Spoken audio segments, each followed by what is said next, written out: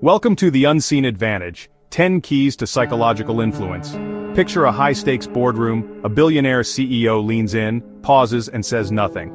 7 minutes later he walks away with a multi-million-dollar deal. What was at play? Not luck, but an understanding of human psychology. Today you'll learn 10 potent psychological techniques. These are tools the powerful use often without you realizing. Each technique builds upon the last. The final one is frequently used by those seeking profound control. It's vital to understand, not just to use, but to recognize. Let's begin, shall we?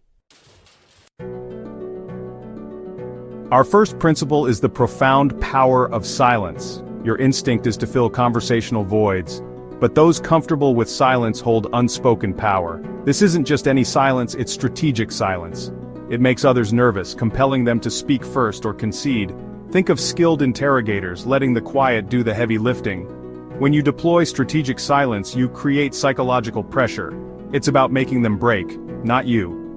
This technique is a subtle shift in control dynamics. Now it's a tool for you. Want someone to like you? Ask them for a small favor. This is the Ben Franklin effect, a quirk of our cognitive architecture. Performing a kindness triggers an internal process. Our brains strive for consistency between actions and beliefs. Helping someone makes us think we like them. It's a subtle form of cognitive dissonance resolution. By requesting a small favor, you nudge them towards liking you. Their brain justifies the action by creating a positive perception. It's an elegant way to build rapport. Use it wisely. This technique is the yes ladder. Once we say yes to a small request, we're primed to maintain consistency. Each yes makes it harder to say no to larger requests. This is the bread and butter of salespeople. It's also used in cult recruitment, escalating demands gradually. Most people don't see the chain of compliance. They perceive each request in isolation. Understanding the yes ladder is your defense against manipulation. Recognize the pattern and protect yourself. Stay vigilant. Chapter 4: Mirror to Manipulate. Have you felt an instant rapport with someone? It might be mirroring. This involves subtly reflecting another person's body language and speech. It's not blatant imitation, but a subtle synchronization. It creates a powerful sense of trust and connection. The target's brain registers similarity and feels safe. This technique is used by negotiators, FBI agents, and con artists. It works quickly and beneath conscious awareness. It's a testament to our instinctive need for affiliation. Use it to build rapport, but be aware of its power. Chapter 5: The Spotlight Lie. The spotlight effect makes us think others notice us more than they do. We feel scrutinized, but most people are preoccupied with themselves. Understanding this can liberate you from fear of judgment. Realize that others are wrapped up in their own anxieties. This awareness diminishes the fear of judgment. You can start doing what truly matters to you. The judgment was largely a figment of your imagination. Embrace this freedom and act confidently. The spotlight is not as harsh as you think. Chapter 6: Scarcity Sells. Scarcity triggers an urgent primal response. Limited availability creates a sense of value and desire.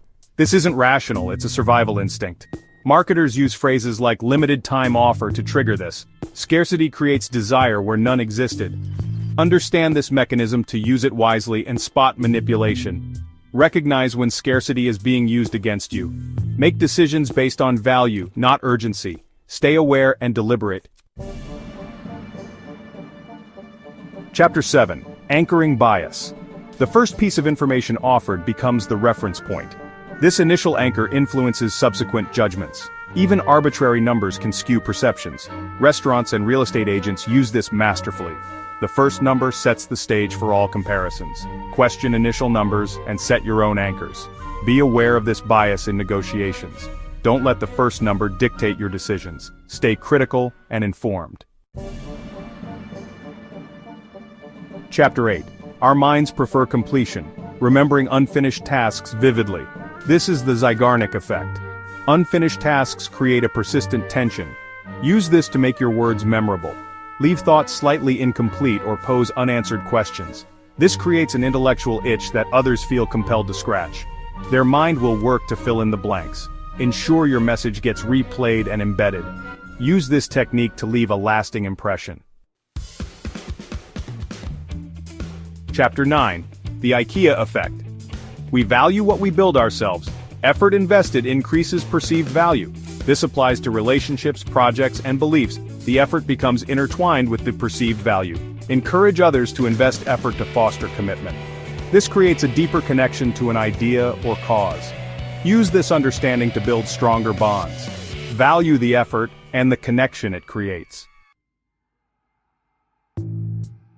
Chapter 10. Escalation of commitment starts with small requests. Each yes deepens commitment and identity with the group. This is the yes ladder, but with increasing emotional investment. Each step seems logical, making it hard to back out. This pattern is used in cults, manipulative relationships, and MLM schemes. Recognize the progression and protect your mind. Be aware of how small commitments can escalate. Guard against being drawn in too deeply. Stay vigilant and question each step. Outro. You've learned 10 powerful psychological techniques. These are observable patterns of human behavior. Which technique resonated most with you? Share your thoughts and experiences in the comments. If you found value, like and subscribe for more insights. Knowledge is power. Use it wisely. Share this video with someone who might benefit. The more people understand these tricks, the less effective they become.